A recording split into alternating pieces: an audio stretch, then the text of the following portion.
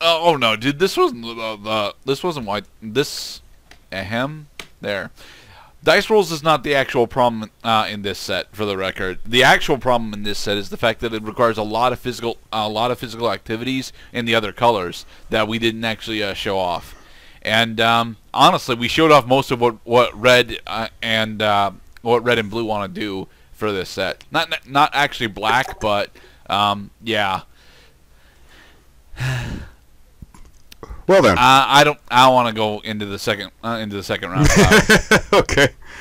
Well, I mean, I had a feeling I was going to win this game. Just that I actually took time to make a deck that makes sense, except for the part where I'm running 15 mountains and 7 islands.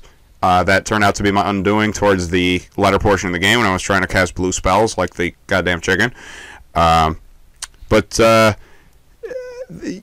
I feel like we've just about gotten to the bottom of it. I didn't get to well, now we got a chance to at least check out some of the cards that we did not get a chance to play, because I got a few I'd like to show you.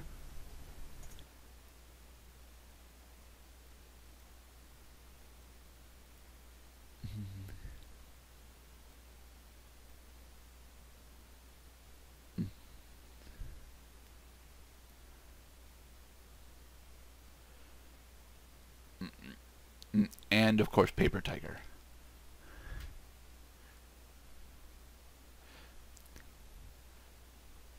So either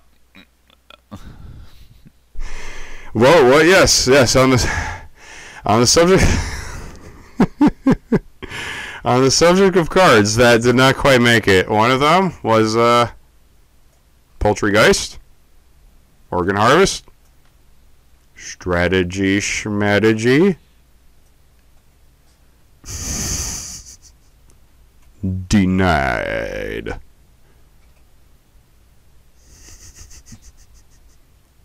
Are you still there, Mr. Gerda? I'm still here. It's just a good portion of these cards I didn't actually go over all that well whilst I was on Gatherer. So yes, this has been a most peculiar session of Magic the Gathering so far. I agree. Some other cards that I honestly I did want the clams to show up. Clams. I want to have a clam session. I want to have a clam jam. And I wanted to speak to my local clambassadors.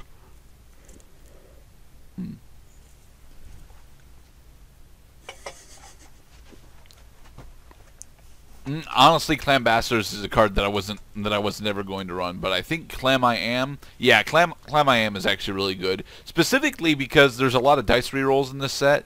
There's a lot of wait a minute, where's my other double card? Because I have the double red. Yeah, double deal. I tried to pull it out. I did. All right.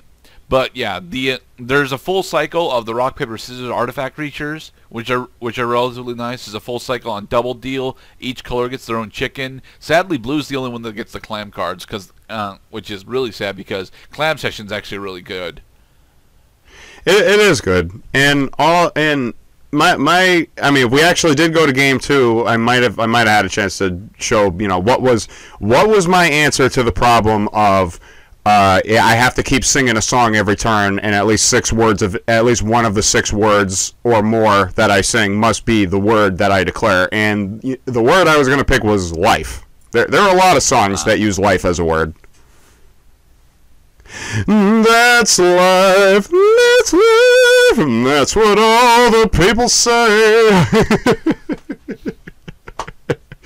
And that would have been fun. I like that. I'm not very good at picking out individual lines from songs, though. So. Well, you got a real knack for the infernal spawn of evil's vernacular. Yes. See, in my head, whenever I read that, I always read it as, "It's coming! Beware!" It's not supposed to be that much of a screech, though. It's supposed to be very soft, and then build up to that screech. The turn before you actually cast him. It's coming. It's coming. Now, to be perfectly honest, as the first unset, this is actually, it's not honestly that bad for the first unset. It specifically wants to create a lot of unique moments and events around a tournament scene that are supposed to be wild and wacky and memorable. The issue is, not only are we playing on a virtual setting, so that a majority of those straight up don't work, but it slows the game down drastically. Like trying to make sure that Braun's calendar specifically stays alive can be a real bitch. And Blue specifically has got a lot of imported rules on it that make it so that like on censorship, and censorship is specifically the one that I keep harping on. The ability to just say, no, you're not allowed to say this word anymore, because if you do, I ping you for 2 every damn time. Well, you still have to call them out on it. Mm-hmm. A lot of attention, a lot of dice rolls.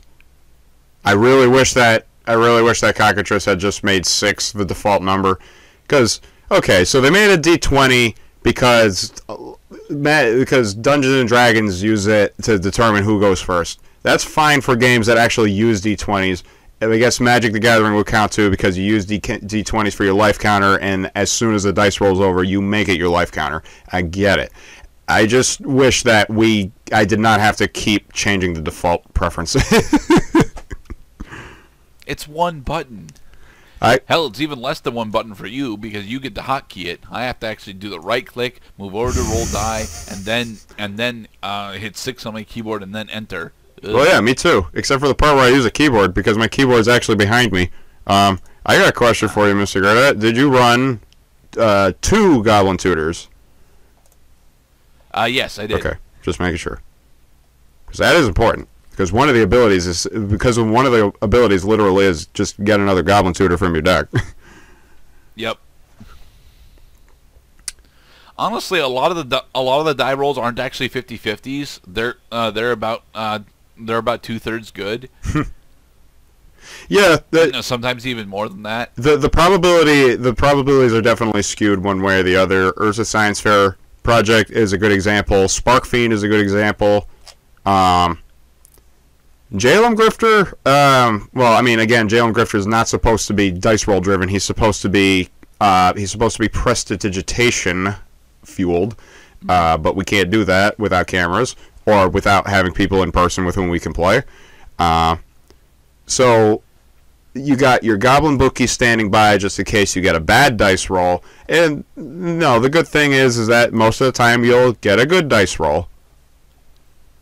Mm-hmm. I mean, hell, look at, I mean, the Goblin... I actually definitely should have considered putting Urza Science Fair Project in, but I didn't think I'd ever actually hardcast Infernal Spawn of Evil. I was not intending the game to go on that long.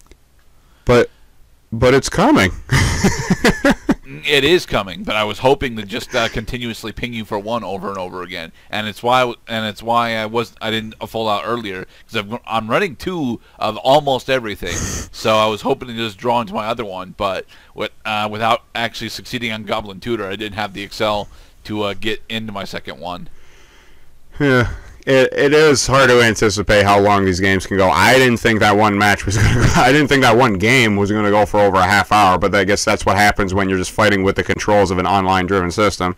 And if you have any questions on why the ultimate nightmare of Wizards of the Coast customer service consumes red mana instead of blue, call 206-624 go fuck yourself. That's 206-624 have a nice day. Goodbye.